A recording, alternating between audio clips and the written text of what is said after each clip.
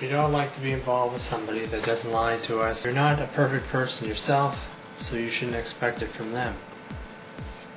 And occasionally people are going to lie, and and sometimes it's a big deal, and other times overlook it, which a lot of guys do.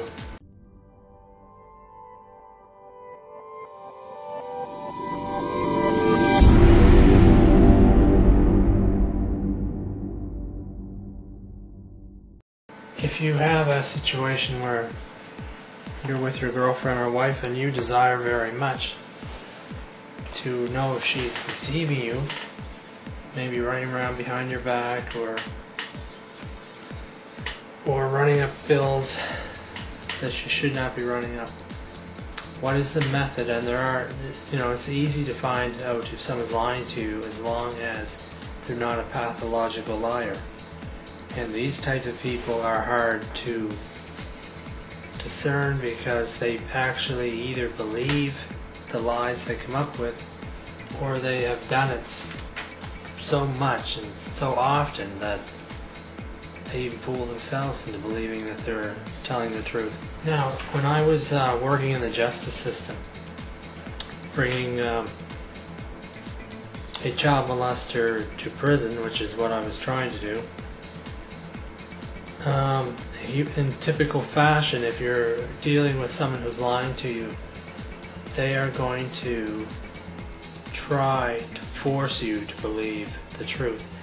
And many times they will trip themselves up, or they will say the most outlandish, stupid, ridiculous things. For example, in the legal case that I was working on, this particular individual was tying up a 3-year-old child to rape her and sexually abuse her. And when he was asked about ropes, using shoestrings off his sneakers or whatever to tie this little baby's arms up, his reply was that, no, why would I use shoelaces? We don't even have string in my house. For someone to be in their parents' house, living in their parents' house, and there's no string in the house, and he doesn't have shoelaces, now that's there's a fine example of going to the extreme to try and force someone to believe the lie. The next point is, when someone is lying to you, they're going to smile at you. You'll see a smile but the eyes, they'll be completely dead. There'll be no expressions in the eyebrows. They will not change. They can smile at you, but they can't move anything else in their face. And if you look in a mirror and you show a genuine smile, you're going to notice all these muscles are moving in your face. Second point, a liar cannot give details. They have the basics of the story, but they can't give you the inner parts of it because they didn't design it. This is keep in mind that this is a designer story that they're coming up with, trying to get you to believe. So if you want to know if they're lying to you about it, question them about the finer points, the finer details. Also, when you're talking to someone who's lying to you, trying to find out if they're lying to you, they may ask you to repeat your question, even though obviously they heard it.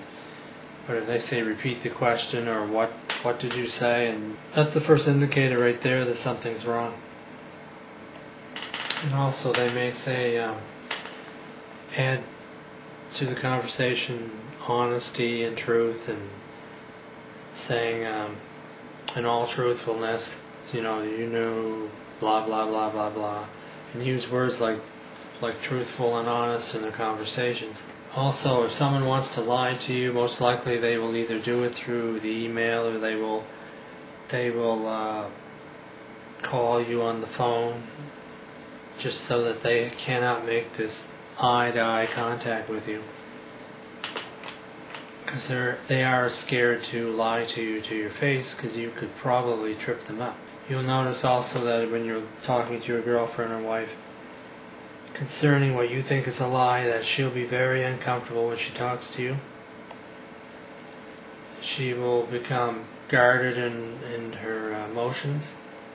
She will not cooperate with you, and she'll be very defensive, because she doesn't want to continue the conversation, because one lie leads into another, and it either is bothering her or she realizes, I don't have enough information to pass off this lie. So expect her to try to get out of it by defensive action. Also, if someone's lying to you, they're talking to you straight, like straight sentences. There's no hesitation. They don't stop in mid-sentence to think. They don't have to. There's nothing to think about. If someone's telling you the truth and they make a mistake in what they're showing you or telling you, they will come back to you later on, if they're telling you the truth, to make up for that, to give you the right information. Because a liar will never admit mistakes. They'll never admit that they were wrong. So if someone's lying to you, you're not going to see stuff like this, the hand gestures or the body gestures or movement at all.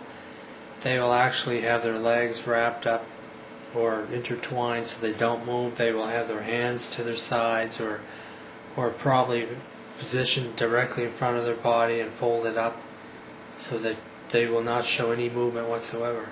Liars' eyes will constantly be moving around. They don't want to keep focus on your eyes. So they will look to the left while they're talking to you, or to the right, or up or down, mostly down, but they try to avoid eye contact. You notice when they talk to you, their voice is a higher pitch. They will become extremely nervous if they shouldn't be nervous. If they know you, if you're a new person or someone that they just met, yeah, you can expect nervousness, but if they've known you for a long time and they're lying to you, then they're going to be out of breath. They're going to be breathing heavy because their heart is racing, and there's no reason why their heart should be racing. The voice will be higher, and if your girlfriend or wife's telling you the truth, you're going to see a lot of this hand gesture movement.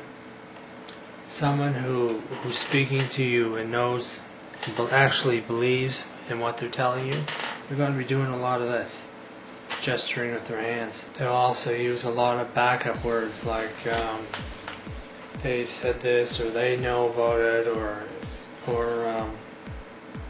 you told me, or I thought you told me, or she said this too, or she went through the same situation. They'll include others besides themselves when they're confronting you. They'll bring others into the picture, into the conversation. So anyway, if someone is lying, if your girlfriend or wife is lying to you, the cause may be because they have, like I said, you may be dealing with a pathological liar, or you may be dealing with someone who doesn't want to lose you, or you may be dealing with someone who wants you to like them very much, or someone, in some cases, who's afraid of you because you've either mistreated them, badmouthed them, or beat them. And there's all kinds of reasons for lying. If you're sure she may be telling the truth, you know what? Give her the benefit of the doubt. Don't sit there and accuse her of being a liar, because you're not going to do any good. So I hope that helps you out. Again, benefit of the doubt. Don't accuse someone of being a liar, because it just might not be. But if you do find out that they're a liar, then you're going to have to deal with the situation. Don't let it pass. Don't let it sit in the back of your mind and build up and up and up. You have to deal with it. And exercise wisdom in finding the right time to deal with a liar in your personal relationship. Sometimes it's not necessary to tackle the issue immediately, but do bring it up and do deal with it. Because like I said before, the truth does come out. And remember, you can't do this over the internet, and you can't do this through email, and you can't find out through phone conversation. It has to be person-to-person contact.